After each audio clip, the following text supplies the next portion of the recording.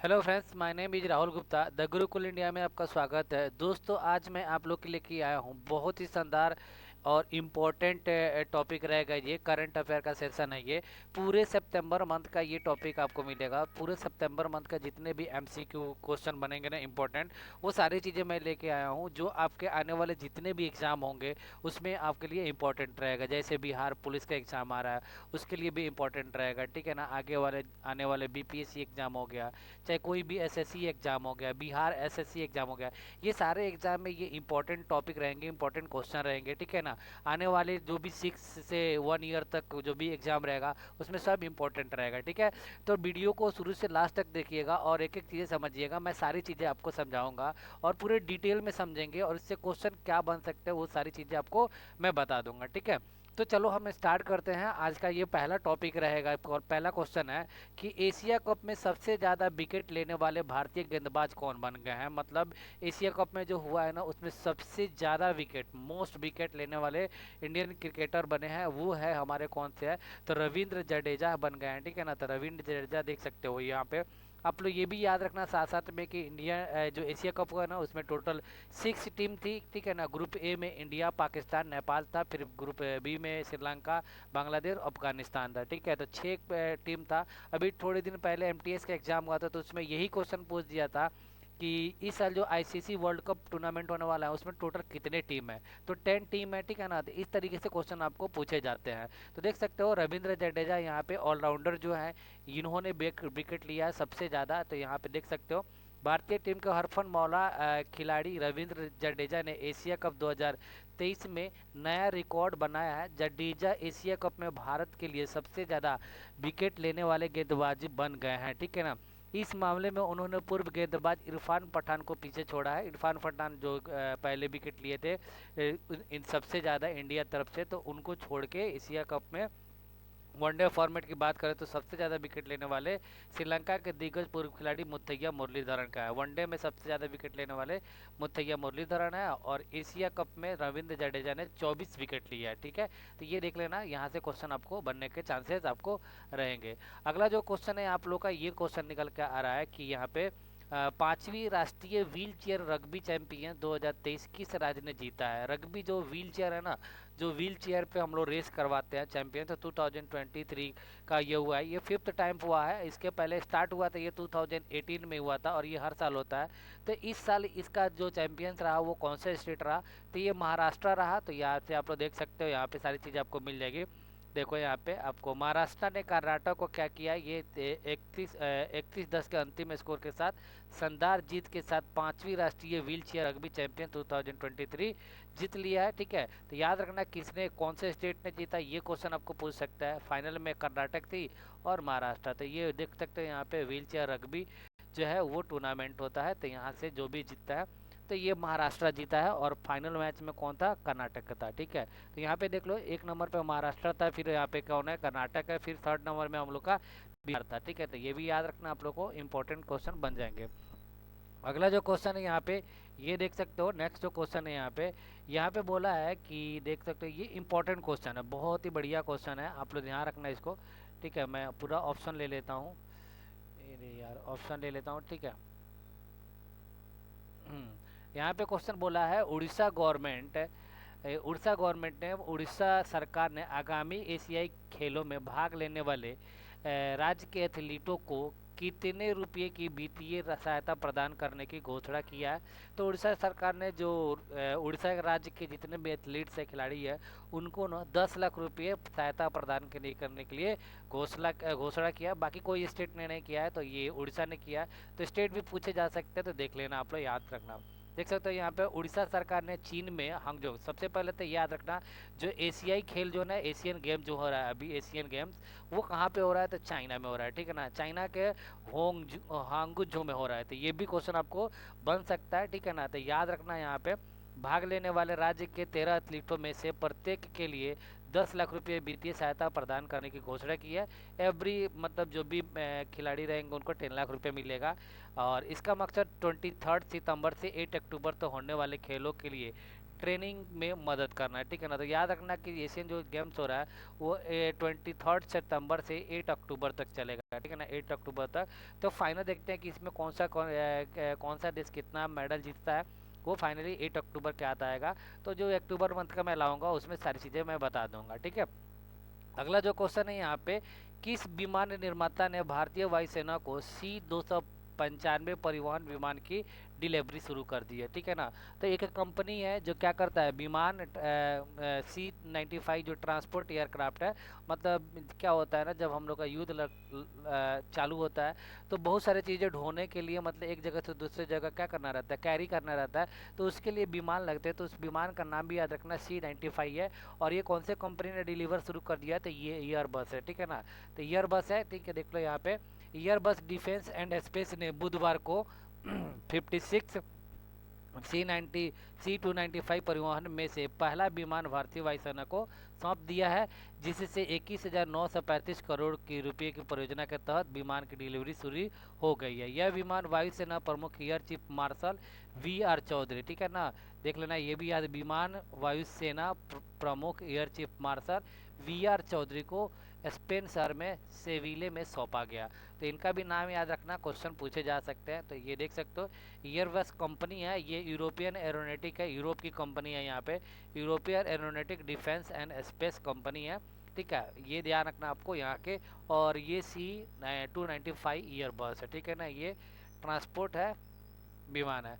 अब देखो अगला क्वेश्चन जो निकल रहा है, हाल ही में किस भारतीय राज्य में सेवा क्षेत्र के लिए नई नीति को मंजूरी दिया गया है, मतलब सर्विस सेक्टर में जो है ना उनके लिए नया नीति को मंजूरी दिया गया है। तो ऑप्शन में बिहार, उत्तराखंड, हिमाचल प्रदेश और ये सॉरी उत्तर प्रदेश और ये उत्तराखंड है। तो आंसर में आपका आएगा उत्तराखंड। जो उत्तराखंड ने क्या किया, नया सेवा नीति लाया है। तो देख सकते हो यहाँ पे, उत्तराखंड सरकार ने सेवा क्षेत्र के लिए नई नीति को मंजूरी दे दी है। नई नीति के तहत राज्य में 20 लाख रोजगार के अवसर सृजित करने और 10 लाख श्रमिकों के कौशल विकास की सुविधा प्रदान करने का लक्ष्य रखा गया है। मुख्यमंत्री पुष्कर सिंह धामी, ये भी याद रखना कि उत्तराखंड के मुख्यमंत्री कौन है, तो उत्तराखंड के मुख्यमंत्री जो है वो पुष्कर सिंह धामी है, ठीक है ना, की अध्यक्षता में हुई कैबिनेट मीटिंग, ठीक है, ये भी ध्यान रखना। और यहाँ पे कुछ आपको दिया गया है, ये पढ़ लेना। फिर उसके बाद देखते हो कैपिटल देहरादून उत्तराखंड के कहाँ मिलेगा, तो देहरादून मिलेगा उत्तराखंड का कैपिटल। फिर इसके चीफ मिनिस्टर पुष्कर सिंह धामी हैं और गवर्नर जो है गुरमीत सिंह है, ठीक है। और लैंड एरिया जो 53,000 इतना है, तो ये सब उतना नहीं पूछेगा, बट इसका फाउंडेशन डे कभी कभी पूछ देते हैं। फाउंडेशन जो हुआ था 9 नवंबर 2000 को हुआ था, इसका फाउंडेशन हुआ था। साथ में ये भी याद रखना, उत्तराखंड जो है ना यूपी से बाहर निकला हुआ है, ठीक है ना। जैसे आपको बिहार से निकल कर राज्य बना था, झारखंड बना था, वैसे उसी दिन यूपी से निकलकर उत्तराखंड बना था, ठीक है। ये भी 9 नवंबर 2000 को ही हुआ था और ये भी 9 नवंबर 2000 को ही हुआ था। तो दोनों को सिमिलरिटी के साथ याद कर लेना, क्वेश्चन इंपॉर्टेंट है। हर वर्ष हिंदी दिवस कब मनाया जाता है, तो हिंदी दिवस कब मनाया जाता है, तो हिंदी दिवस आपको मनाया जाता है, यहाँ पे आपको हिंदी दिवस मिलेगा, आपको 14 सितंबर को मनाया जाता है। याद रखना इस साल भी हमारे यहाँ पे हिंदी दिवस मनाया गया, ओके। तो देख सकते हो हर साल 14 सितंबर को बनाया गया। वर्ष 1949 में भारत की संविधान सभा द्वारा हिंदी को आधिकारिक भाषा के रूप में मनाया गया था, ठीक है। राष्ट्रीय हिंदी दिवस पहली बार 1953 में मनाया गया था। तो हिंदी दिवस पहली बार 1953 में मनाया गया था, थोड़ा बहुत देख लेना आपको।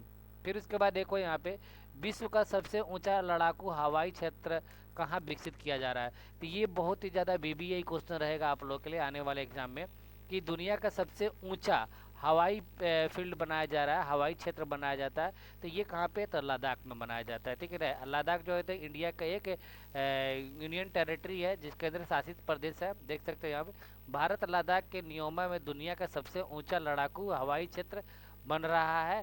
सीमा सड़क संगठन द्वारा तैयार किया जा रहा है। यह हवाई क्षेत्र पूर्वी लद्दाख में स्थित होगा, जो चीन से मुकाबले के लिए एक महत्वपूर्ण स्थान है। यह प्रोजेक्ट 218 करोड़ रुपए की लागत से तैयार किया जा रहा है। रक्षा मंत्री राजनाथ सिंह ने जम्मू के सांबा में 90 से अधिक बुनियादी ढांचा परियोजनाओं का शुभारंभ किया है। तो देख लेना आपको लद्दाख में ये बन रहा है और डिफेंस मिनिस्टर हमारे राजनाथ सिंह हैं, ओके। फिर यहाँ पे देख लो थोड़ा सा आपको मिल जाएगा आपको, लद्दाख के बारे में थोड़ा सा मिल जाएगा। तो लद्दाख का कैपिटल जो मिलेगा वो आपको लेह में मिलेगा, ठीक है ना। और ये पहले एक स्टेट हुआ करता था, बट 31 अक्टूबर 2019 को क्या किया गया, तो 2019 को इसको क्या कर दिया गया, यूनियन टेरिटरी बना दिया गया इसको और जम्मू कश्मीर दोनों को, ठीक है। तो याद रखना यहाँ पे देख लो, Ladakh is the region administered by Indian government, union territory and constituted eastern portion larger Kashmir region, ठीक है। तो ये देख लेना आपको, ये स्टेट जो बना था यहाँ पे 1959 में बना था। ठीक है। भारत गिलगिल बाल्टिस्तान और अक्साई चीन को भी इसका भाग मानता है, ठीक है ना। भारत जो है ना, देखोगे नॉर्थ में इसके देखोगे तो गिलगिल बाल्टिस्तान मिलेगा जो कि पीओके में है, और अक्साई चीन जो इसके नॉर्थ साइड में मतलब इसके ईस्ट साइड में मिलेगा, तो उसको भी भारत बोलता है ये हमारे लद्दाख का पार्ट है। बट याद रखना इसका कैपिटल कहाँ है। अगला क्वेश्चन है कि किस खिलाड़ी ने एक दिवसीय अंतर्राष्ट्रीय क्रिकेट में सबसे तेज 13,000 रन पूरा किए। ये तो बहुत ही बढ़िया क्वेश्चन है और आप लोग को याद रखना चाहिए, और ऐसे क्वेश्चन आपको बन जाते हैं। ये क्रिकेट से रिलेटेड है, तो आई थिंक मुझे लगता है कि इंडिया में सब लोग जानते ही होंगे, क्योंकि इंडिया में विराट कोहली के फैन तो बहुत ही है और बेचारा मतलब अच्छा खेलते भी है, ठीक है। तो ये विराट कोहली है, इन्होंने 13,000 रन बनाया, 13,000 रन फिलहाल में बनाए इन्होंने। भारत के स्टार बल्लेबाज Virat Kohli one day international cricket में सबसे तेज 13,000 रन पूरे करने वाले बल्लेबाज बन गए। कोहली ने यह मुकाम महज 267 पारियों में हासिल किया। 267 पारियों में कोहली 13,000 रन वनडे बनाने वाले दुनिया के 5वें बल्लेबाज बन गए। मतलब इसके पहले 4 लोग और रहते। इसके साथ ही विराट कोहली ने अपना 47वां वनडे शतक भी बनाया है। कोहली सचिन के वनडे शतकों के रिकॉर्ड की बराबरी करने में सिर्फ 2 शतक दूर है। 47 किन्होंने बनाया, तो सचिन ने 49 बनाया, ठीक है ना। इससे पहले सचिन तेंदुलकर, रिकी पोंटिंग, शरद जयसूर्या और महिला जयवर्धने यह मुकाम हासिल कर चुके हैं। तो देख लेना आप लोग, अच्छा क्वेश्चन है ये, ठीक है। अगला जो क्वेश्चन है यहाँ पे, नई दिल्ली में 1 वीक 1 लैब कार्यक्रम किसने लॉन्च किया है। तो 1 वीक 1 लैब कार्यक्रम किसने किया है, तो ये किया है इन्होंने, आपका मिल जाएगा जितेंद्र सिंह ने किया है, ठीक है ना। जितेंद्र सिंह ने किया है। ये है क्या एक्चुअली, मैं यहाँ पे बता देता हूँ आपको। विज्ञान और प्रौद्योगिकी विज्ञान और प्रौद्योगिकी डॉक्टर मंत्री जितेंद्र सिंह। तो ध्यान रखना, विज्ञान और प्रौद्योगिकी मंत्री कौन है, तो डॉक्टर जितेंद्र सिंह है। इनका क्वेश्चन पूछने का यही मकसद था कि विज्ञान और प्रौद्योगिकी मंत्री कौन है, ठीक है। तो इसीलिए थोड़ा सा घुमा के पूछ दिया कि देख लो, ने नई दिल्ली में 1 वीक 1 लैब कार्यक्रम लॉन्च किया है। इस कार्यक्रम के तहत देश भर में फैली 37 वैज्ञानिक और औद्योगिक अनुसंधान परिषद की प्रयोगशाला की उपलब्धियों को प्रदर्शन करना। मतलब टोटल 37 जो वैज्ञानिक प्रौद्योगिक अनुसंधान है, तो वहाँ पे जो भी अच्छे अच्छे काम हुए ना उसको यहाँ पे क्या किया जाएगा, दिखाया जाएगा। तो ऐसे क्वेश्चन निकल के आते हैं और ये क्वेश्चन इंपॉर्टेंट भी रहते हैं, ठीक है। अगला जो क्वेश्चन देखोगे तो ये आप लोग का, डेटा संचालित नवाचार को बढ़ावा देने के लिए नाबार्ड ने किस के साथ एक समझौते पर हस्ताक्षर किया है, ठीक है ना। तो याद रखना, डेटा संचालित नवाचार को बढ़ावा देने के लिए, ओके, बढ़ावा देने के लिए किसके साथ एग्रीमेंट किया है, तो ये जो एग्रीमेंट किया है ना, तो ये बहुत ही मतलब समझ सकते हो वर्ल्ड का सबसे बड़ा ग्रुप है, सबसे जो दुनिया में शांति पीस इस्टेब्लिश करता है, तो ये है यूएनडीपी, यूनाइटेड नेशन संयुक्त राष्ट्र का ये देख सकते हो ये भाग है यहाँ पे। नाबार्ड ने कृषि में डेटा संचालित, मतलब कृषि में जो भी डेटा रहेगा ना उसको हम लोग प्रमोट करेंगे, उनको बताएंगे, उनके पास जो अच्छी चीज़ें रहेगी हमको बताएंगे, तो वो चीज़ें नवाचार को बढ़ावा देने के लिए यूएनडीपी इंडिया ने साझेदारी की है, नाबार्ड और संयुक्त राष्ट्र विकास कार्यक्रम, ठीक है ना। यूएनडीपी का फुल फॉर्म होता है ये, ने एक संयुक्त बयान में इसकी घोषणा की है। इसका उद्देश्य ओपन सोर्स डेटा साझा करना, जो हमारे पास डेटा रहेंगे हम उनको शेयर करेंगे, उनके पास जो डेटा रहेंगे वो हमको शेयर करेंगे, करके छोटे किसानों की आजीविका में सुधार करना। नाबार्ड भारत में क्षेत्रीय ग्रामीण बैंकों और शीर्ष सहकारी बैंकों के समग्र विनियमन के लिए एक शीर्ष निकाय है। इसकी स्थापना 1982 में हुई थी। नाबार्ड की स्थापना कब हुई थी, 1982 में, ये भी याद रखना, ठीक है। अगला क्वेश्चन है यहाँ पे कि इंडोनेशिया मास्टर 2023 में पुरुष एकल का खिताब किस खिलाड़ी ने जीता है, ठीक है ना। किस खिलाड़ी ने जीता है, आपका ये क्वेश्चन आपको बन के आ रहा है कि इंडोनेशिया मास्टर 2023 में पुरुष एकल का खिताब किस खिलाड़ी ने जीता है, तो ये जीता है इन्होंने किरण जॉर्ज ने जीता है, ओके। तो याद रखना ये किरण जॉर्ज ने जीता है इंडोनेशिया के, ठीक है। तो इंडोनेशिया देख लो यहाँ पे, भारतीय बैडमिंटन खिलाड़ी किरण जॉर्ज ने इंडोनेशिया मास्टर्स 2023 में पुरुष एकल का खिताब जीता है। बैडमिंटन रैंकिंग में 50वें स्थान पर मौजूद किरण जॉर्ज ने जापान के कू ताकाहाशी को हराया। किरण जॉर्ज ने पिछले साल फाइनल में प्रियांशु रावत को हराकर उड़ीसा ओपन का खिताब जीता था। ठीक है, तो ये किरण जॉर्ज नाम याद रखना। और इंडोनेशिया सिंगल खिताब जीता है इन्होंने। ठीक है, अगला क्वेश्चन में आते हैं। अगला क्वेश्चन है यहाँ पे कि किस शहर ने रबी अभियान के लिए कृषि पर राष्ट्रीय सम्मेलन की मेजबानी की है। ठीक है ना, रबी कैंपेन, रबी अभियान के लिए यहाँ पे राष्ट्रीय सम्मेलन को मेजबानी किया है, तो ये न्यू दिल्ली है। ठीक है, तो याद रखना, इंपॉर्टेंट क्वेश्चन है ये, आपको बन जाएंगे तो एग्जाम में ये मत बोलना कि कहाँ से क्वेश्चन आ गया। कृषि एवं किसान कल्याण विभाग द्वारा रबी अभियान के लिए कृषि पर एक दिवसीय राष्ट्रीय सम्मेलन का आयोजन किया गया। इस आयोजन इसी साल 26 सितंबर को नई दिल्ली में किया गया था।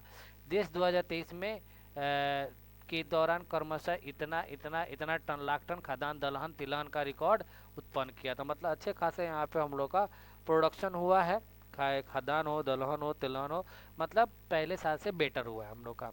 ठीक है, अगला क्वेश्चन हम लोग का आता है यहाँ पे, अंतर्राष्ट्रीय साक्षरता दिवस कब मनाया जाता है। लिटरेसी डे कब मनाया जाता है, इंपॉर्टेंट क्वेश्चन है। तो ये 8 सितंबर को मनाया जाता है, 8 सितंबर को मनाया जाता है लिटरेसी डे। और ये लिटरेसी वीक, लिटरेसी सप्ताह भी मनाया गया था भारत के द्वारा। तो लिटरेसी सप्ताह 1 से लेकर 8 सितंबर को मनाया गया था। ठीक है, तो इंपॉर्टेंट है, याद रखना, क्वेश्चन आपको बन सकता है लिटरेसी डे कब मनाया गया था। देख सकते हो यहाँ पे, अंतर्राष्ट्रीय साक्षरता दिवस हर साल 8 सितंबर को दुनिया भर में मनाया जाता है। इस वर्ष अंतर्राष्ट्रीय साक्षरता दिवस का विषय है संक्रमण में दुनिया के लिए साक्षरता को बढ़ावा देना। मतलब संक्रमण हुआ था कोविड का, उसमें क्या करना, बढ़ावा देना। तो याद रखना है आपको, इम्पोर्टेंट क्वेश्चन है ये। फिर आगे क्वेश्चन में बन रहा है यहाँ पे आपका, किस राज्य के सेलम जिले के साबूदाना को हाल ही में जीआई टैग मिला। तो जीआई टैग से क्वेश्चन आप लोग को आजकल कभी कभार पूछ देते हैं, तो याद रखना कि अभी फिलहाल रिसेंटली जो सबसे ज़्यादा नया में सेलम का, ये सेलम डिस्ट्रिक्ट है किसका, तमिलनाडु का स्टेट का। तो वहाँ पे जो साबूदाना है ना, उसको जीआई टैग मिला है। तो देख सकते हो सेलम एक डिस्ट्रिक्ट है वहाँ का, तमिलनाडु का। तो यहाँ पे मैंने ना सब डिस्ट्रिक्ट, देखो यहाँ पे आपको बिहार के एग्जाम आने वाले हैं, तो बिहार के एग्जाम में पूछे जा सकते हैं जीआई टैग। तो जो भी यहाँ पे जीआई टैग है ना बिहार से रिलेटेड, वो मैंने यहाँ पे डाल दिया। मधुबनी पेंटिंग हैंडीक्राफ्ट को जीआई टैग ऑलरेडी मिला हुआ है। एप्ली की खातवा पैच वर्क ऑफ बिहार को मिला हुआ है। सुजनी एम्ब्रॉयडरी, सुजनी पे जो कारीगरी होता है उसको मिला हुआ है। भागलपुरी सिल्क हैंडीक्राफ्ट को मिला हुआ है। सिकी ग्रास प्रोडक्ट्स को, खातवा पैच वर्क लोगों को, सिकी ग्रास, मतलब ये सारी चीज़ों को मिला हुआ है। ठीक है ना, कतरनी चावल देख सकते हो यहाँ पे। भागलपुरी जर्दालू आम जो रहता है उसको भी मिला है। मगही पान को मिला है। ठीक है ना, शाही लीची को, सिलाव खाजा को यहाँ पे आपको जीआई टैग मिला है। तो थोड़ा सा याद कर लेना, इंपॉर्टेंट बनेंगे आपके एग्जाम में, तो इंपॉर्टेंट रहेगा। ठीक है ना, विश्व आसियान भारत शिखर सम्मेलन कहाँ आयोजित किया गया है। विश्व एशियान भारत शिखर सम्मेलन जो कहाँ पे क्या है ये, विश्व आसियान भारत शिखर सम्मेलन कहाँ आयोजित किया गया था। ये किया गया है जकार्ता में। जकार्ता देख सकते हो कि इंडोनेशिया भी पड़े थे। इंडोनेशिया का सिंगल जो बैडमिंटन था वो किसने दिया था, किरण जॉर्ज ने जीता था। तो इंडोनेशिया का कैपिटल है जकार्ता, वहाँ पे 20 एशियन शिखर सम्मेलन आयोजित किया गया है जकार्ता। ठीक है, याद रखना, नरेंद्र मोदी जी वहाँ गए थे और उन्होंने शामिल हुआ था। इंपॉर्टेंट है, नाम याद रखना कौन सी जगह पे। ठीक है, G20 शिखर सम्मेलन 2023 का विषय क्या है। तो G20 शिखर सम्मेलन का विषय है वन अर्थ वन फैमिली और वन फ्यूचर। आप तो याद रखना, कभी क्वेश्चन पूछ देंगे, इतना इजी क्वेश्चन है कि कहीं पे भी पूछ देंगे, किसी भी एग्जाम में पूछे जा सकते हैं। ठीक है, देख सकते हो यहाँ पे इसका हिंदी में होता है वसुधैव कुटुंबकम, एक पृथ्वी एक परिवार और एक भविष्य होता है। ठीक है, और अगला जो G20 होने वाला है वो ब्राज़ील में होना है, 2024 वाला G20। तो इम्पोर्टेंट है, ध्यान रखना। फिर अगला क्वेश्चन देखोगे यहाँ पे, इंडिया ड्रोन शक्ति 2023 का आयोजन किस शहर में किया गया है। ठीक है, तो इंडिया ड्रोन शक्ति 2023 का आयोजन गाजियाबाद में किया गया है। ठीक है ना, गाजियाबाद में किया गया। देख सकते हो यहाँ पे आपको, भारतीय वायुसेना और ड्रोन फेडरेशन ऑफ इंडिया इस महीने की 25 तारीख को उत्तर प्रदेश के हिंडन गाजियाबाद में भारतीय वायुसेना के एयरबेस पर भारत ड्रोन शक्ति 2023 की सह मेजबानी करेंगे। इस 2 दिवसीय ड्रोन इवेंट में 50 से ज़्यादा लाइव एरियल शो किए जाएंगे। ठीक है, तो याद रखना गाजियाबाद। ये देखो यहाँ पे देश का पहला सौर शहर क्या कौन सा है? सौर शहर मतलब वहाँ के पूरा शहर में क्या होगा कि सोलर से लाइट वगैरह जो भी काम होगा वहाँ पे होगा। तो ये सांची है। सांची जो मिलेगा आपको मध्य प्रदेश में मिलेगा। हिस्ट्री के हिसाब से भी सांची जो है ना बहुत ज़्यादा इंपॉर्टेंट है, ठीक है, ध्यान रखना। यहाँ पे सांची में स्तूप है ये। मध्य प्रदेश का सांची शहर देश के पहले और सौर शहर के रूप में स्थापित हो गया है, जिसका उद्घाटन राज्य के मुख्यमंत्री शिवराज सिंह चौहान ने किया। तो मध्य प्रदेश के मुख्यमंत्री शिवराज सिंह चौहान है। सांची सोलर सिटी में सालाना लगभग 13,747 टन कार्बन डाइऑक्साइड उत्सर्जन कम होगा, जो 2 लाख से अधिक वयस्क पेड़ों की क्षमता के बराबर है। गौरतलब है कि प्रधानमंत्री नरेंद्र मोदी 2070 तक देश के हर राज्य में एक सोलर सिटी विकास करने का लक्ष्य रखा है, ठीक है ना। तो ये देख सकते हो यहाँ पे हिस्ट्री से भी क्वेश्चन आता है कि सांची स्तूप कौन से राज्य में स्थित है। तो सांची स्तूप आपको मिलेगा मध्य प्रदेश में मिलेगा, देख सकते हो सांची स्तूप यही है। और इसके अलग हिस्ट्री में जाओगे तो अलग अलग इसके क्वेश्चन भी पूछे जाते हैं। जैसे इसका नाम छत्र है, फिर इसका यत्री है, ये वेदिका है, ठीक है, ये ऊपर वाला हर्मिका इसको बोलते हैं। ये सांची का स्तूप में ज़्यादा से ज़्यादा आपको गौतम बुद्ध के यहाँ पे चीज़ें मिलती है, ठीक है। तो ये देख लेना, इनके नाम जो है देख लो यहाँ पे। तोरण द्वार क्या होता है, वेदिका क्या होता है, अंड, ये पढ़ लेना आप लोग को, सारी चीज़ें समझ में आ जाएगा, ठीक है। जैसे ये अंड किसका सिंबल है, तो शांति का प्रतीक है, ठीक है। तो वैसे ही आपको यहाँ पे सारी चीज़ें पढ़ लेना, हिस्ट्री में भी आपको पढ़ने मिलेंगे। केंद्रीय प्रधानमंत्री धर्मेंद्र प्रधान ने शिक्षकों और उद्यमियों को सशक्त बनाने के लिए किसके साथ समझौता किया? मतलब शिक्षकों और उद्यमियों को सशक्त बनाने के लिए मतलब उनको ट्रेनिंग प्रोवाइड किया जाएगा, अच्छे से अच्छा वो क्या करे, मतलब कंटेंट या टीच पढ़ा सके, या जो इंटरप्रेनर्स जो बिजनेसमैन है वो कर सके, तो उनके लिए तो ये किया है इन्होंने मेटा के साथ किया है। किसके साथ? मेटा का जो नाम बदल के अभी क्या हो गया है, फेसबुक हो गया है। तो याद रखना मेटा का नाम फेसबुक हो गया है, ठीक है। देख सकते हो यहाँ पे शिक्षा मंत्रालय, कौशल विकास और उद्यमिता मंत्रालय और मेटा के बीच में 3 साल की साझेदारी पर नई दिल्ली में केंद्रीय शिक्षा और कौशल विकास और उद्यमिता मंत्री। तो देख लेना, क्वेश्चन ये भी आ सकता है कि केंद्रीय शिक्षा और कौशल विकास मंत्री कौन है, तो धर्मेंद्र प्रधान है, ठीक है ना, की उपस्थिति में हस्ताक्षर किया गया है, ठीक है। तो मेटा फेसबुक का नाम है। अगला क्वेश्चन ये है, अंतर्राष्ट्रीय क्रिकेट परिषद ने किस भारतीय बैंक के साथ प्रयोजन समझौता पर हस्ताक्षर किया गया है, ठीक है ना। International Cricket Council has sign a sponsorship deal with which Indian Bank. तो ये इंडियन बैंक के साथ क्या है, इंटरनेशनल क्रिकेट काउंसिल ने किया है, इंडियन बैंक। और इंडियन बैंक बहुत ही बड़ी बैंक है, ये इंडिया में 5th लार्जेस्ट बैंक है ये। 1 नंबर पे आपका HDFC आता है, ठीक है, ये 5th है। तो अंतर्राष्ट्रीय क्रिकेट काउंसिल इंडियन बैंक ने बैंक के साथ एक बहुवर्षीय परियोजना समझौते पर हस्ताक्षर किया। ये डील 20 से 24 मिलियन डॉलर की होगी, ठीक है। ये देख लेना आपको। इंडियन बैंक के साथ सौदे के अलावा मास्टर कार्ड ने आगामी ICC क्रिकेट विश्व कप 2023 के लिए शीर्ष परियोजना के लिए कदम बढ़ाया है। इंडियन बैंक लिमिटेड की स्थापना 1994 में हुई थी और इसका मुख्यालय जो आपको महाराष्ट्र मुंबई में मिलेगा, ठीक है। बैंकों का ज़्यादातर मुख्यालय जो मिलेगा ना, हेडक्वार्टर, वो मुंबई में मिलेगा, ठीक है। एक चीज़ यहाँ पे और भी क्वेश्चन आया था कि IDFC, यहाँ पे BCCI का जो भी स्पॉन्सरशिप डोमेस्टिक मैच हो इंटरनेशनल हो, BCCI का वो स्पॉन्सरशिप कौन बैंक करेगा, तो IDFC बैंक करेगा, ठीक है ना, IDFC बैंक करेगा। और ICC इंटरनेशनल क्रिकेट क्लब का स्पॉन्सरशिप कौन करेगा, इंडियन बैंक करेगा, ठीक है ना। दोनों में फ़र्क है, ये भारत के लिए BCCI है और वो इंटरनेशनल के लिए। अगला क्वेश्चन देखो यहाँ पे है कि भारत की अध्यक्षता में होने वाले G20 शिखर सम्मेलन में कितने देशों को अतिथि देशों के रूप में आमंत्रित किया गया है? क्या होता है ना, G20 मतलब एक ग्रुप है, ठीक है ना, आपको भी पता होगा, ये सर बहुत इंडिया में हुआ तो बहुत हो हल्ला हुआ है। तो G20 के मेंबर तो आएंगे हैं आएंगे, और हर साल कहते हैं क्या है ना, कुछ कंट्री को क्या करते हैं लोग, हम लोग guest as a guest country के रूप में इन्वाइट करते हैं। तो वो डिपेंड करता है कि जिस कंट्री में हो रहा है ना, वहाँ वो कंट्री जिस जिस कंट्री को चाहेगा उसको बुला सकता है। जैसे इस साल इंडिया को हुआ था, तो इंडिया जिसको चाहेगा उसको बुलाएगा, जिसको चाहेगा नहीं बुलाएगा। अगले साल ब्राज़ील में होगा तो ब्राज़ील जिसको चाहे उसको बुला सकता है। तो यहाँ पे देख सकते हो टोटल आपको मिलेंगे, आपको 9 ऐसे कंट्री मिलेंगे जिसको इंडिया ने इन्वाइट किया था। 9 ये देख सकते हो कौन कौन सा है, तो बांग्लादेश है, इजिप्ट है, UAE है, नीदरलैंड है, मॉरिशस है, नाइजीरिया, ओमान, सिंगापुर और स्पेन। ये 9 ऐसे कंट्री है जिसको इंडिया ने इनवाइट किया था एज ए गेस्ट के रूप में। ठीक है, तो याद रखना कितने 8, और इसका नाम भी अगर आपको याद हो जाए तो बहुत ही बढ़िया है। फिर उसके बाद बोला है कि भारत का पहला यूपीआई एटीएम यूपीआई एटीएम किस भुगतान सेवा द्वारा लॉन्च किया गया है? तो ये लॉन्च किया गया है हिटाची पेमेंट सर्विस के द्वारा। ठीक है, जैसे आप लोग बैंक से ये क्या बोलते हैं एटीएम मिलता है ना, तो वही यूपीआई की तरफ से एटीएम मिलेगा, और उसी से भी जाके आप क्या कर सकते हो, कहीं पे भी कैश विड्रॉ कर सकते हो। तो भारत का पहला यूपीआई एटीएम हिताची लिमिटेड की सहायक कंपनी हिताची पेमेंट सर्विस द्वारा लॉन्च किया गया। इसे हिताची पेमेंट सर्विस ने एनपीसीआई के सहयोग से लॉन्च किया है। यूपीआई एटीएम कार्ड रहित नकदी निकासी की सुविधा प्रदान करेगा। ठीक है, तो नाम याद रखना हिताची पेमेंट सर्विस। बैंकिंग के एग्जाम के लिए थोड़ा सा इंपॉर्टेंट रहेगा ये सब क्वेश्चन।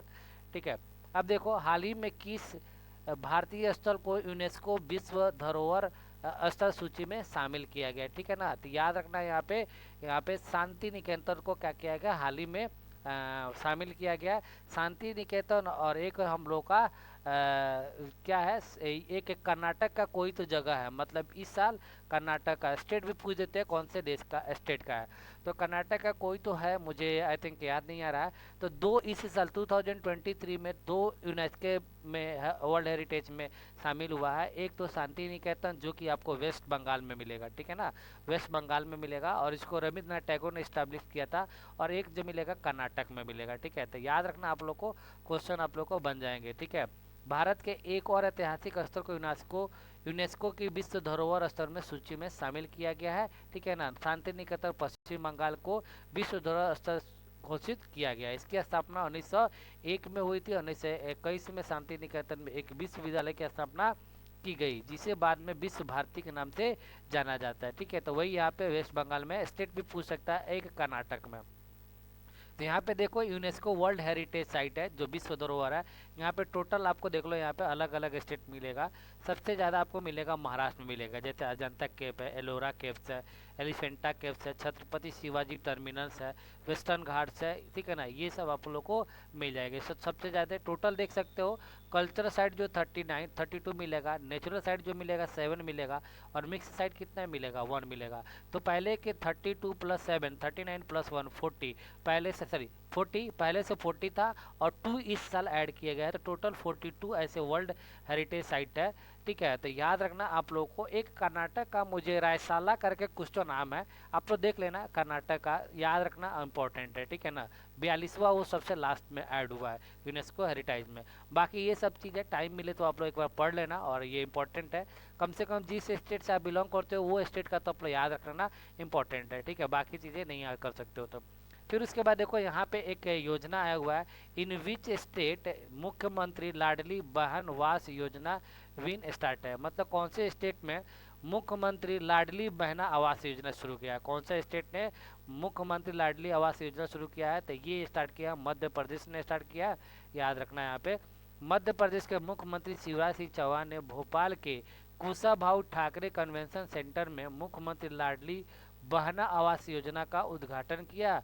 योजना के तहत जो परिवार विभिन्न आवासीय योजना में आवास सुविधा के लाभ से वंचित थे, उन्हें इस योजना के तहत अपना घर मिलेगा।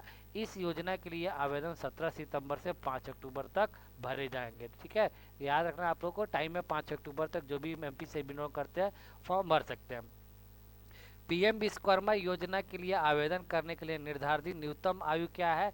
तो निर्धारित न्यूनतम आयु जो मिलेगा 18 साल मिलेगा। आप लोग देख सकते हो यहाँ पे, प्रधानमंत्री नरेंद्र मोदी ने विश्वकर्मा योजना शुरू किया है। पीएम मोदी ने विश्वकर्मा जयंती और अपने 73वें जन्मदिन के मौके पर 17 सितंबर को इनका बर्थडे होता है, और 17 सितंबर को एवरी ईयर विश्वकर्मा पूजा भी होता है। ठीक है, तो इसलिए यहाँ पे विश्वकर्मा योजना शुरू किया है। इस योजना की शुरुआत की है कैबिनेट ने हाल ही में। इस योजना के लिए 5 साल के लिए 13,000 करोड़ रुपए के बजट की मंजूरी दी है, कि 5 साल में 13,000 करोड़ रुपए हम लोग सिर्फ किस पे खर्चा करेंगे लिए, विश्वकर्मा योजना पे। प्रधानमंत्री विश्वकर्मा योजना के लिए आवेदन करने वाले लोगों की आयु 18 वर्ष या उससे अधिक होनी चाहिए।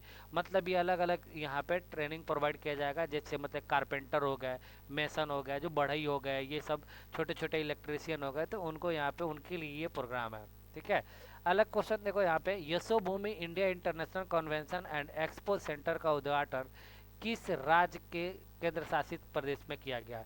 India international conventional expo centre.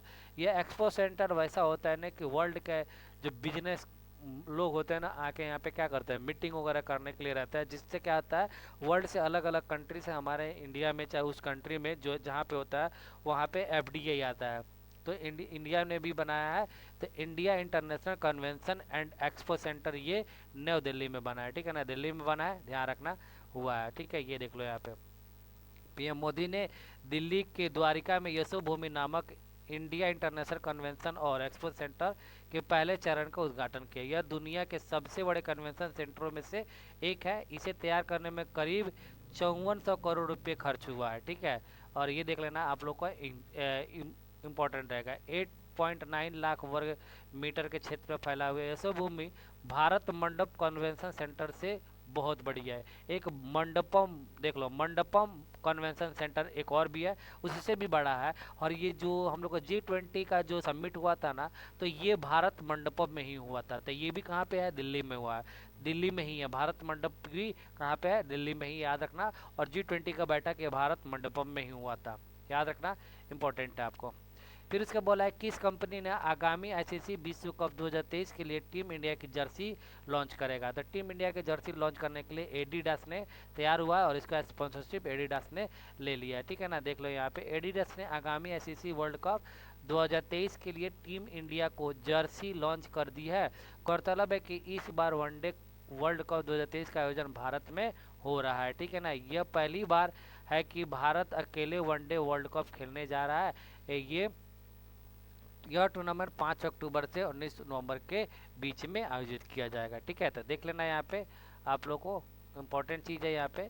मुख्यमंत्री कन्या सुमंगलम योजना की राशि बढ़ा दी गई है, यह किस राज्य से संबंधित है? तो सबसे पहले क्वेश्चन को पूछने का मतलब यही था, सुमंगलम योजना जो ऑलरेडी पहले से चल रहा था, तो कौन से स्टेट का है, इनका क्वेश्चन मतलब पूछने का यही है। बट न्यूज में अभी आ गया है, क्योंकि इसका जो पहले मिलता था 15,000 मिलता था ना, तो अब 15,000 रुपया मिलेगा, ठीक है, 25,000, ठीक है, 25,000 मिलेगा यहाँ पे। ये उत्तर प्रदेश का है, योगी आदित्यनाथ ने इसको शुरू किया था। उत्तर प्रदेश के मुख्यमंत्री योगी आदित्यनाथ मुख्यमंत्री कन्या सुमंगलम योजना लाभार्थियों के लिए निर्धारित राशि 15,000 रुपये से बढ़कर 25,000 रुपये करने की घोषणा की है। मुख्यमंत्री कन्या सुमंगलम योजना की शुरुआत वर्ष 2019 में किया गया था। इस योजना के तहत लड़कियों को अपने शिक्षा पूरी करने और बेहतर भविष्य के लिए वित्तीय सहायता प्रदान की जाती है, ठीक है। तो याद रखना 2019 में शुरू हुआ था और ये यूपी का है और इसमें 25,000 रुपया, पहले 15,000 था। मिस वर्ल्ड 2023 कार्यक्रम किस शहर में आयोजन किया जाएगा?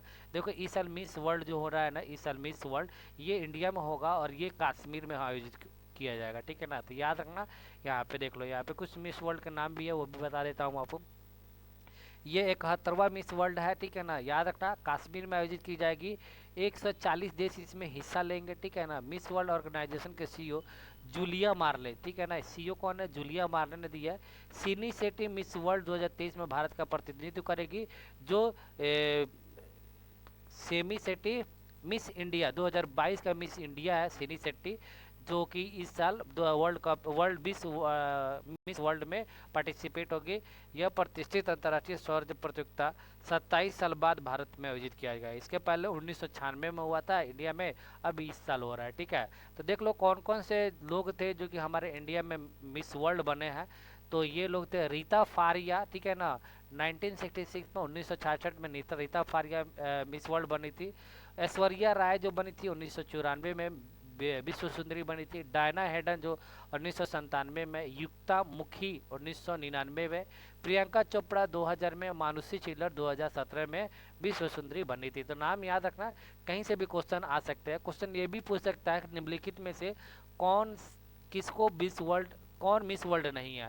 तो इसमें से 3 ऑप्शन उठा के एक ऑप्शन कहीं पे भी लारा दाता दे देगा, ठीक है ना। तो लारा दाता मिस यूनिवर्सिटी, ठीक है, लारा दाता मिस यूनिवर्सिटी और ये मिस वर्ल्ड का ही है, ठीक है, याद रखना आप लोगों को। फिर अगला जो क्वेश्चन आ रहा है निकल के, वो क्वेश्चन यहाँ पे मिस अर्थ इंडिया 2023 का खिताब किसने जीता?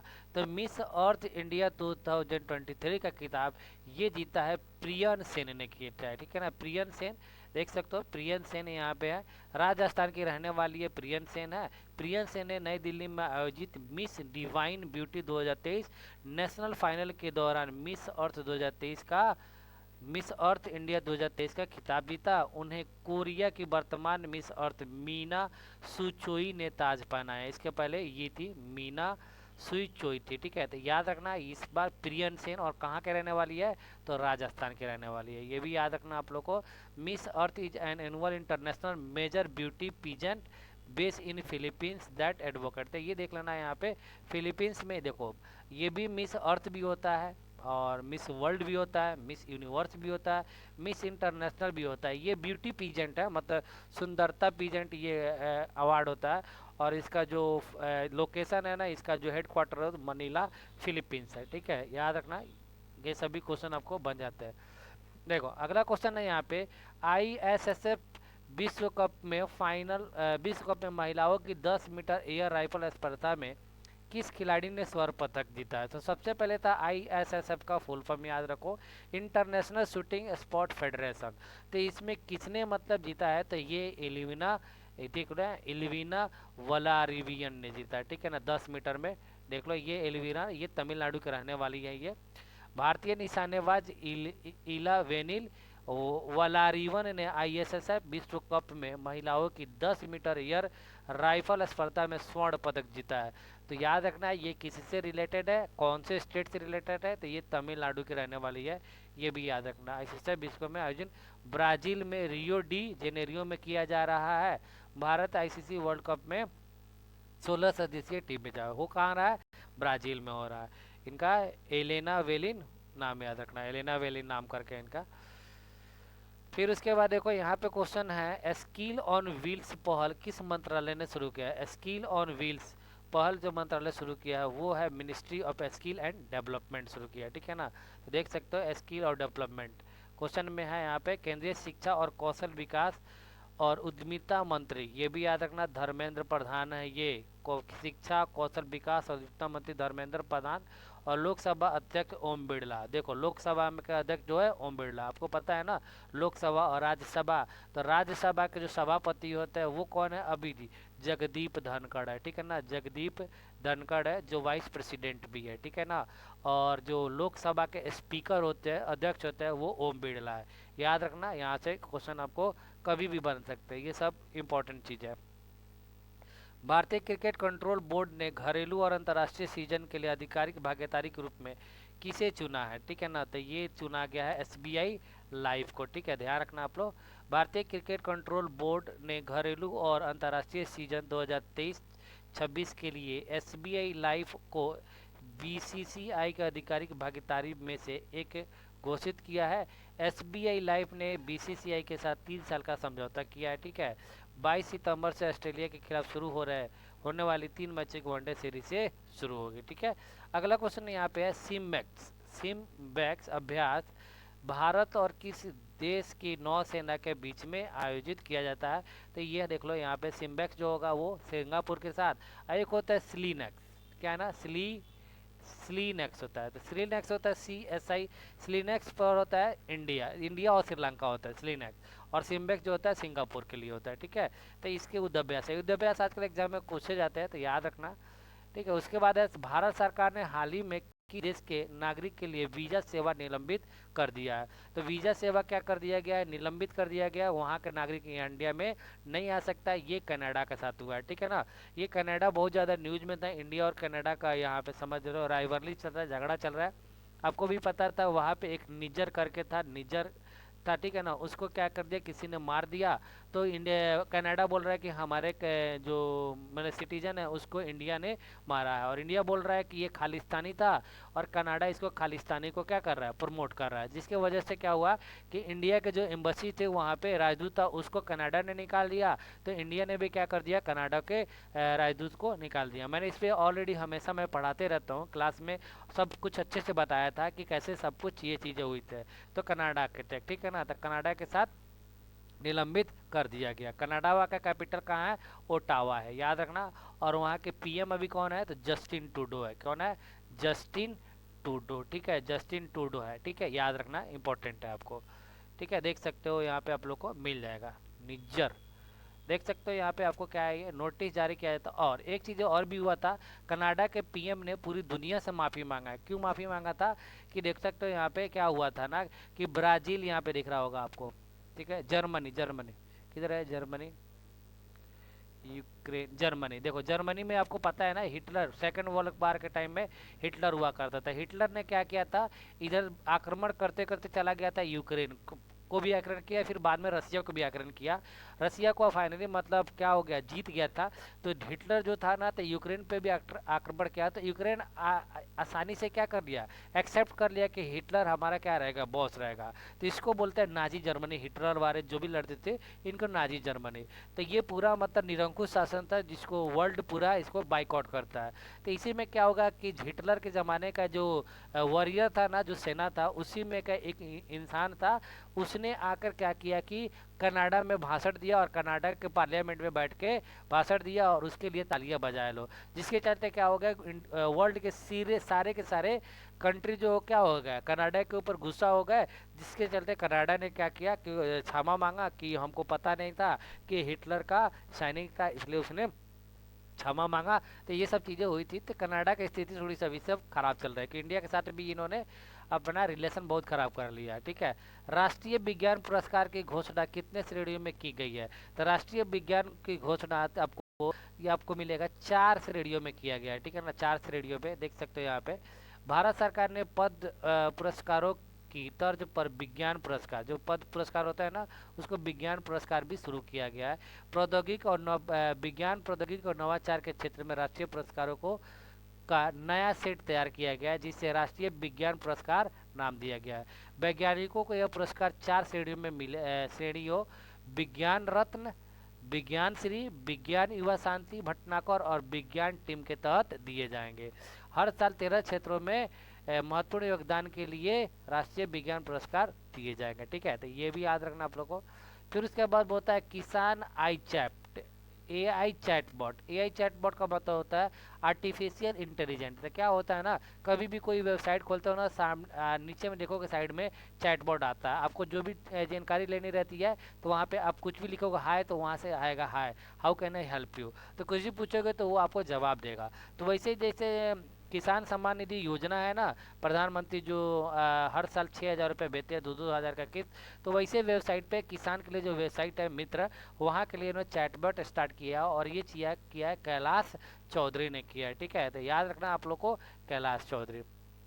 अगला जो क्वेश्चन मिलेंगे आपके यहाँ पे, ये एशियाई विकास बैंक ने अफगानिस्तान को कितने मिलियन डॉलर, अमेरिकी डॉलर आवंटित किया है? तो अफगानिस्तान आपको पता होगा कि बहुत ही अभी क्राइसिस से गुजर रहा है।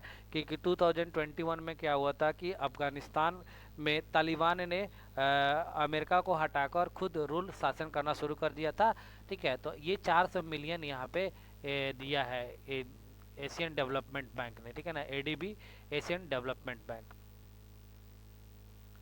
अगला जो क्वेश्चन है यहाँ पे देख लो, कि भारतीय सेना किस देश के साथ संयुक्त सैन्य अभ्यास, युद्ध अभ्यास 2023 करेगा? देखो, एक था सिमैक्स, सिमैक्स जो था सिंगापुर के साथ था, और युद्ध अभ्यास जो होता है आपको USA के साथ होता है। इंपॉर्टेंट है क्वेश्चन, याद रखना। देखो यहाँ पे मैंने सारी चीज़ें मैंने मेंशन कर दिया है, जिसके जिसके साथ आपको एग्जाम में क्वेश्चन पूछते हैं ना, वो सब मैंने मेंशन कर दिया है। जैसे इंडिया ऑस्ट्रेलिया के साथ कौन कौन सा युद्ध होता है आपको, आर्मी के में होता है ऑस्ट्रिया हिंद, नाम में ही छुपा है ऑस्ट्रिया हिंद। और नेवी के साथ अस इंडेक्स होता है, अस इंडेक्स, AUS पर ऑस्ट्रेलिया, IND पर इंडिया, EX पर एक्सरसाइज। तो देख लेना, ऑस्ट्रेलिया के साथ 2 है, ऑस्ट्रा हिंद और अस इंडेक्स होता है, ठीक है। इंडिया बांग्लादेश के साथ होता है संप्रीति होता है। संप्रीति सबसे ज़्यादा बार पूछे जाने वाला क्वेश्चन है, पूछा है, संप्रीति एक्सरसाइज हम कौन से देश के साथ करते हैं इंडिया? तो ये बांग्लादेश के साथ करता है, ठीक है, याद रखना। इंडिया चाइना के साथ कभी क्वेश्चन पूछेगा नहीं, याद रखना। हाँ, फ्रांस के साथ आपको पूछता है क्वेश्चन। आर्मी जो करता है वो शक्ति करता है, नेवी जो करता है वरुण करता है, एयरफोर्स जो करता है गरुण। गरुड़ आपको पता है ना, जो सीता माता का हरण करके लेके जा रहा था, तो उसको रोकने की कोशिश किया था, तो उसी को बोलते हैं गरुड़। तो ये गरुड़ नाम था। तो फाइटर जेट ये एयरफोर्स का। तो ये किसके साथ होता है भाई? तो इंडिया इंडिया और फ्रांस के साथ, ये तीनों याद रखना, शक्ति, वरुण, गरुड़। फिर उसके बाद इंडोनेशिया के साथ देखोगे तो गरुड़ शक्ति एक होता है इंडोनेशिया के साथ। ये क्वेश्चन आपको पूछे जाते हैं, ठीक है, इंपॉर्टेंट है। बाकी क्वेश्चन नहीं आता। अब देखो इंडिया और जापान के साथ भी आता है, जी मैक्स आता है, ये इंपॉर्टेंट है, क्वेश्चन पूछता है, ठीक है ना, नेवी जी मैक्स इंडिया और जापान के साथ। तो जो मैं बता रहा हूँ वो इंपॉर्टेंट है, बाकी तो सब मैंने डाल दिया है। इंडिया और कजाकिस्तान के साथ आपको ये है, इंडिया और कजाकिस्तान के साथ उतना नहीं पूछता है। देखो ये खंजर मेरा दिमाग में गया था, खंजर एक बार पूछा हुआ है।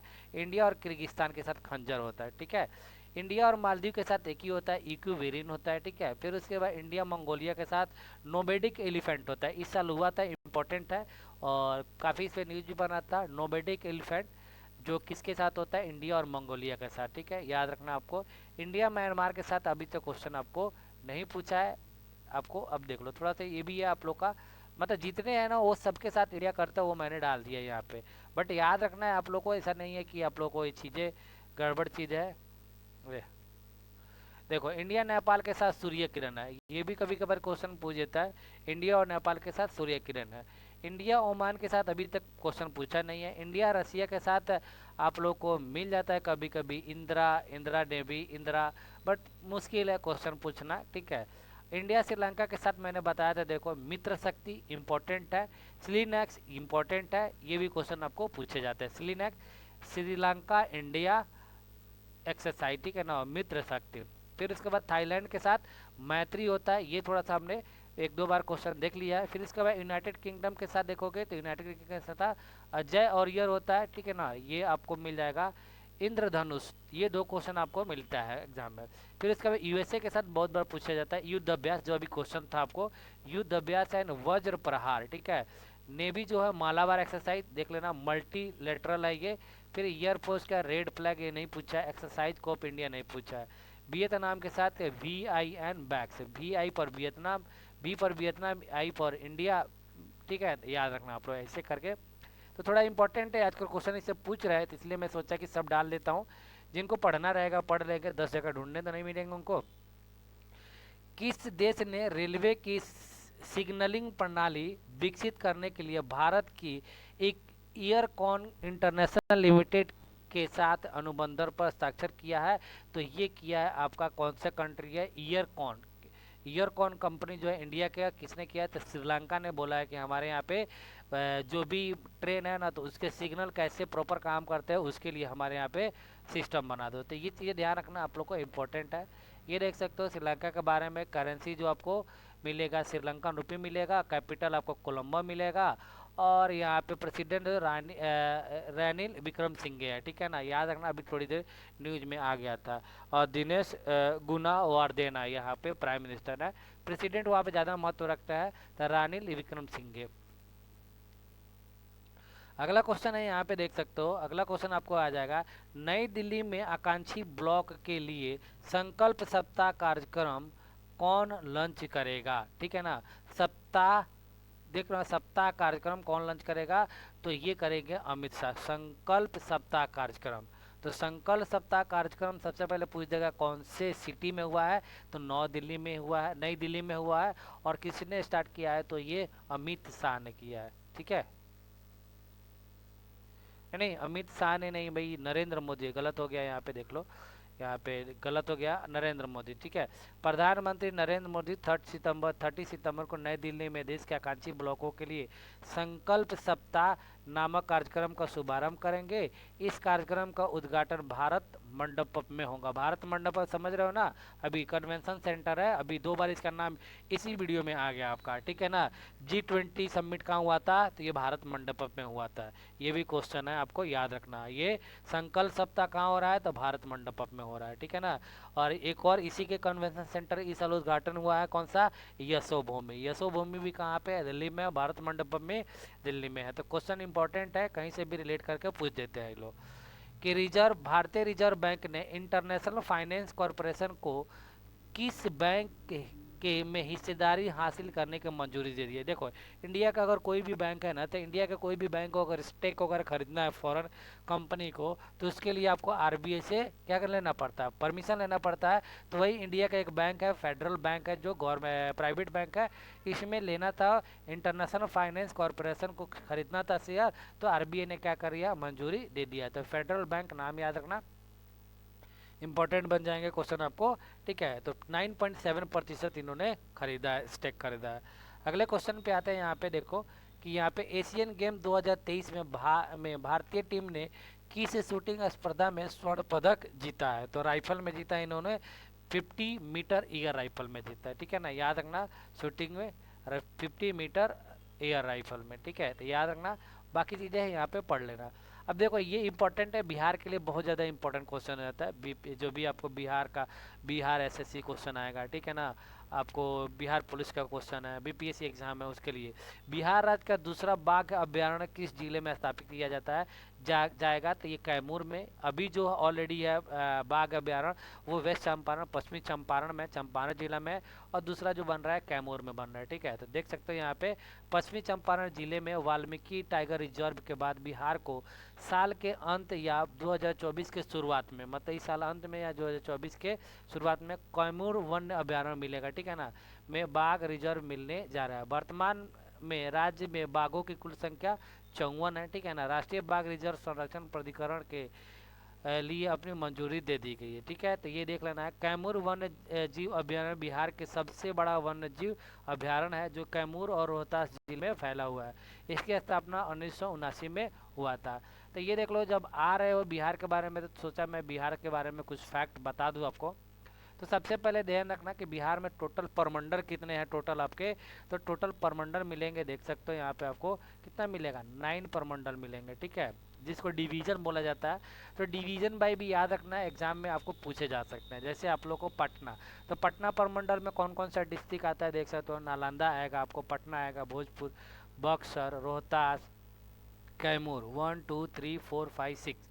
तो पटना में आपको मिल जाएंगे कितने, 6 मिल जाएंगे। ठीक है, फिर उसके बाद तिरहुत, तिरहुत में देख लो चंपारण मिलेगा, ईस्ट चंपारण मिलेगा, सीतामढ़ी, शिवहर, मुजफ्फरपुर, वैशाली। तो इसमें कितना है, 1 2 3 4 5 6। यहाँ पे भी तिरहुत में भी कितना मिल जाएगा, 6 मिल जाएगा। फिर उसके बाद सारण, सारण जिले में देखोगे तो सारण जिले में आपको मिलेगा यहाँ पे गोपालगंज, सिवान, सारण। ठीक है ना, गोपाल सारण डिस्ट्रिक्ट बोलते हैं, छपरा को बोलते हैं। ठीक है ना, छपरा को बोला जाता है सारण डिस्ट्रिक्ट। ठीक है, तो यहाँ पे देखोगे तो 3 क्या मिलेंगे, डिस्ट्रिक्ट मिलेगा। फिर उसके बाद कोसी, कोसी नदी देखो यहाँ पे 1 2 3, सुपौल, मधेपुरा, सहरसा। तो यहाँ पे भी कितने मिल जाएंगे, कोसी में भी 3 मिल जाएगा। दरभंगा में देखो, दरभंगा भी कितने मिलेगा, 3 मिलेगा। ठीक है, यहाँ पे देखो मधुबनी, दरभंगा, समस्तीपुर। ठीक है, फिर उसके बाद पूर्णिया, पूर्णिया में देखोगे तो यहाँ पे किशनगंज, अररिया, पूर्णिया, कटिहार, 4 डिस्ट्रिक्ट यहाँ से मिल जाएंगे। ठीक है, टोटल 38 डिस्ट्रिक्ट है बिहार में। ठीक है, तो वही मैं काउंट करवा दे रहा हूँ, एक बार आपको दिमाग में भी छप जाएगा। भागलपुर देखो, भागलपुर, बांका 2 ही है, मतलब यहाँ पे 2 मिल जाएगा। ठीक है, फिर उसके बाद मुंगेर देखो, तो मुंगेर में एक जमुई मिलेगा। फिर उसके बाद मिलेगा आपको लखीसराय, फिर इसके बाद शेखपुरा ये है, फिर मुंगेर, बेगूसराय, खगड़िया।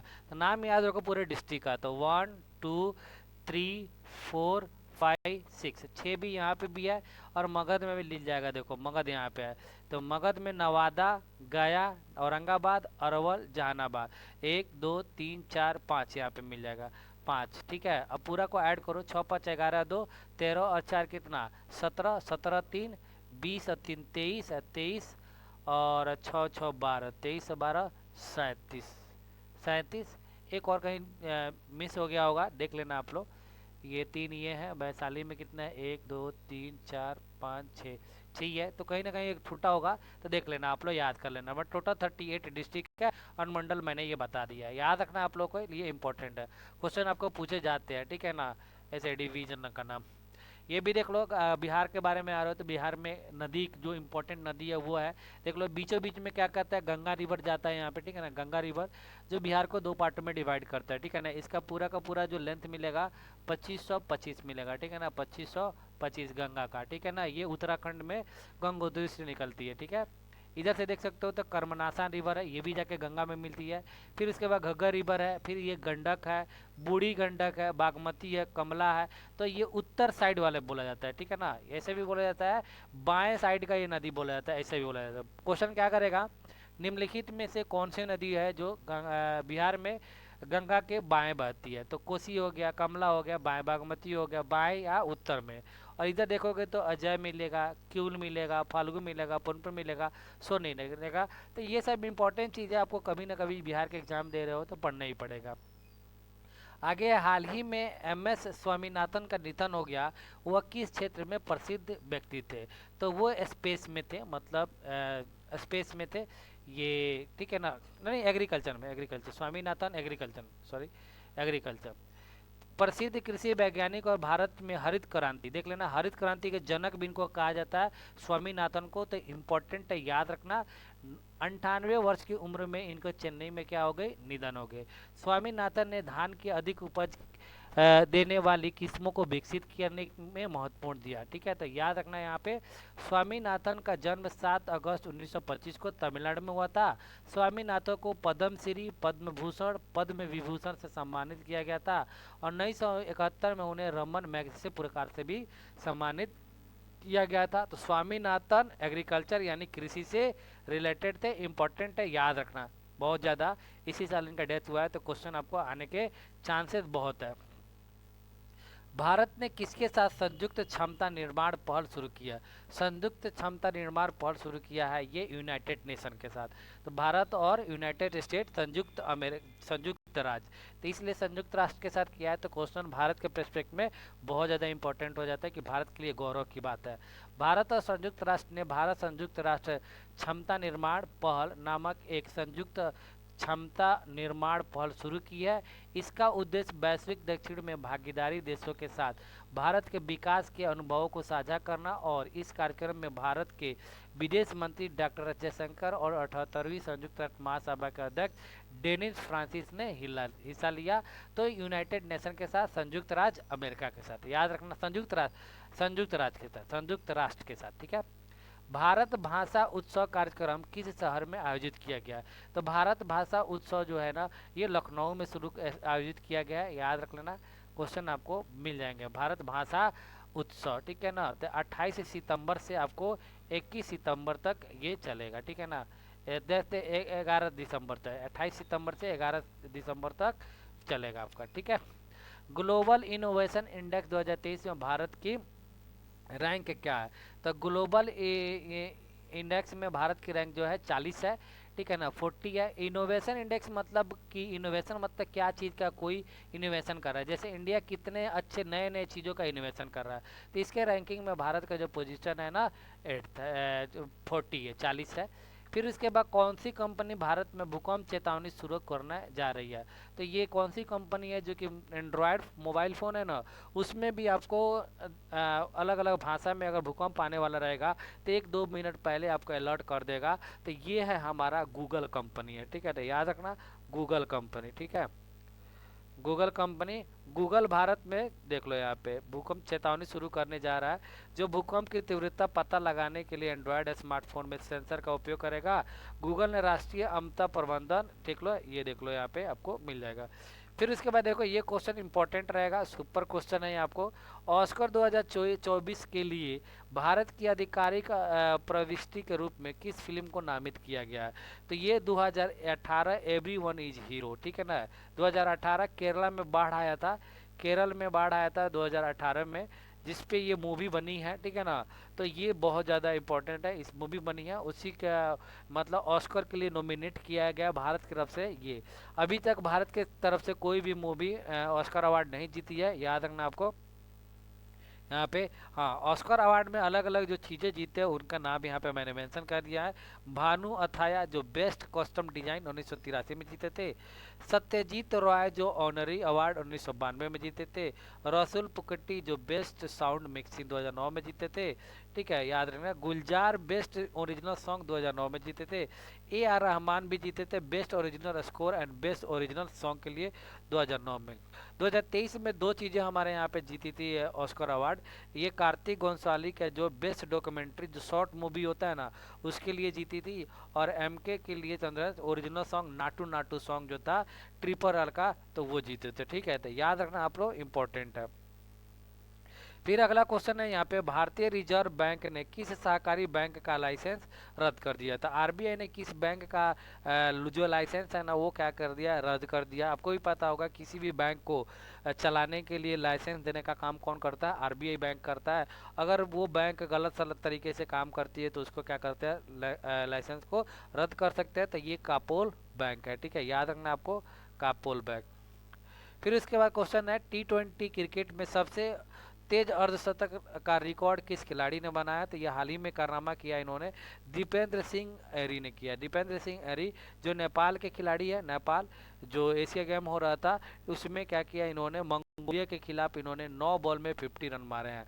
तो सबसे तेज था, इसके पहले युवराज सिंह थे, उसको तोड़ के इन्होंने बना दिया है। ठीक है, तो याद रखना नेपाल के खिलाड़ी है, ये भी पूछा जा सकता है। केंद्र सरकार ने आरबीआई के डिप्टी गवर्नर राम राजेश्वर का राव का कार्यकाल कितने साल के लिए बढ़ा दिया गया है? देखो क्या होता है, आरबीआई में एक गवर्नर होता है जो अभी के टाइम में शक्ति का स्थान से है, और इनको हेल्प करने के लिए 4 और भी डिप्टी गवर्नर होता है, तो उनकी बात कर रहा है। तो ये जो एम राजेश्वर राव है ना, इनको 1 साल का कार्यकाल को क्या कर दिया, एक्सटेंड कर दिया गया।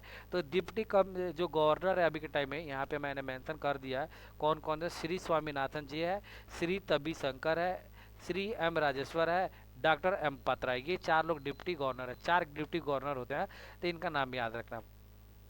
भारत ऊर्जा शिखर सम्मेलन 2023 का उद्घाटन किसने किया है? तो ये करेगा कौन करेगा भाई, जो ऊर्जा मंत्री होंगे, तो R K Singh. New and renewable energy minister R K Singh ने क्या किया, उद्घाटन किया है समिट को। ठीक है ना, 2000 समिट को, याद रखना, आर के सिंह।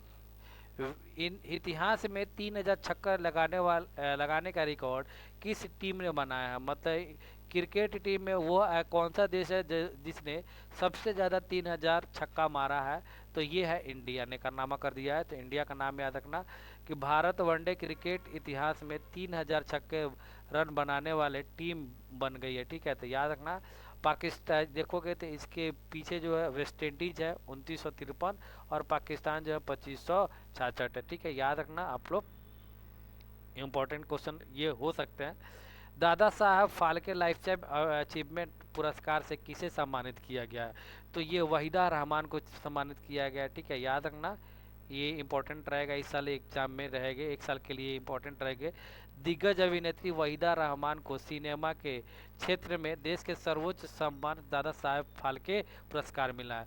मतलब सिनेमा के क्षेत्र में सबसे ज़्यादा बड़ा जो पुरस्कार होता है वो दादा साहब फाल्के पुरस्कार होता है। तो इनको वहीदा रहमान को दिया गया है। ये कि ये हीरोइन थी तो इनको मिला गया। ठीक है, क्योंकि दादा साहब फाल्के को ही क्या बोला जाता है, भारत सिनेमा का जनक किसे कहा जाता है? दादा साहब फाल्के बोला जाता है, इसलिए सबसे बड़ा सम्मान है ये। एशिया खेल 2023 में किस देश की महिला क्रिकेट टीम ने स्वर्ण पदक जीता है? तो ऑफकोर्स ये भारत ने जीता है। ठीक है ना, भारत की महिला क्रिकेट ने गोल्ड मेडल जीता है। देख लो यहाँ पे श्रीलंका को भारत ने 19 रनों से हराकर जीत लिया। हरित हाइड्रोजन इंजन सेल बस किस राज्य केंद्र शासित प्रदेश में लॉन्च किया? भारत की पहली हरित हाइड्रोजन सेल बस किस राज्य में शुरुआत किया गया है? तो ये दिल्ली में शुरू किया गया है, याद रखना, इंपॉर्टेंट क्वेश्चन है। ठीक है, देख लो यहाँ पे आपको कुछ इसमें। पेट्रोलियम व प्राकृतिक गैस मंत्री हरदीप सिंह पुरी ने नई दिल्ली में इंडिया गेट से अपनी तरह की पहली हाइड्रोजन ईंधन सेल बस लॉन्च किया। ठीक है, तो याद रखना, थोड़ा बहुत पीडीएफ आपको मिल जाएगा, पढ़ लेना यहाँ पे। अब देखो, भारत ड्रोन शक्ति 2023 शो का उद्घाटन किसने किया है? तो भाई ऑफकोर्स राजनाथ सिंह के ने किया, और ये गाजियाबाद में हुआ। थोड़ी देर पहले क्वेश्चन आया था कि किस शहर में हुआ था, तो गाजियाबाद में। अभी ये क्वेश्चन आ गया कि किसने उद्घाटन किया है, तो राजनाथ सिंह ने किया। और फाइनली ये लास्ट क्वेश्चन आप लोग के लिए है कि पीएम किसान एआई चैट मित्र किसने मतलब किया है? तो ये तो अभी थोड़ी देर पहले ही मिला था, कैलाश चौधरी। दोबारा क्वेश्चन आ गया। ठीक है ना, एआई चैट बॉट। ठीक है, तो देख लो आप लोग का ये क्वेश्चन रहा जो इम्पोर्टेंट क्वेश्चन था, क्या बोलते हैं ना, सितंबर मंथ का, वो सारी चीज़ें मैंने यहाँ पे बता दिया है। बेहतर से बेहतर की तलाश करो, मिल जाए नदी तो समंदर की तलाश करो। मतलब इंसान को सेटिस्फेक्शन नहीं होनी चाहिए, सेटिस्फेक्शन नहीं होनी चाहिए, जो भी मिले उससे ज़्यादा पाने की कोशिश करो। ऐसा नहीं है कि चलो मैं आज हम सीएम बन गए तो अब कुछ नहीं है ज़िंदगी में, नहीं सीएम बन गए तो अब क्या करेंगे, हम पीएम बनने की कोशिश करेंगे। मतलब शांति से बैठना नहीं है, ठीक है। टूट जाते हैं शीशे पत्थर की से, तोड़ तोड़ से पत्थर ऐसे, तोड़ दे पत्थर ऐसे शीशे की तलाश करो, ठीक है। तो थैंक यू दोस्तों, आज के लिए बस इतना ही काफ़ी है। जो इम्पोर्टेंट क्वेश्चन था हमने करा दिया, और मैं पीडीएफ भी दे दूंगा, आप एक बार पढ़ लेना, सब कुछ आप लोग को समझ में आ जाएंगे। Thank you, bye, have a nice day.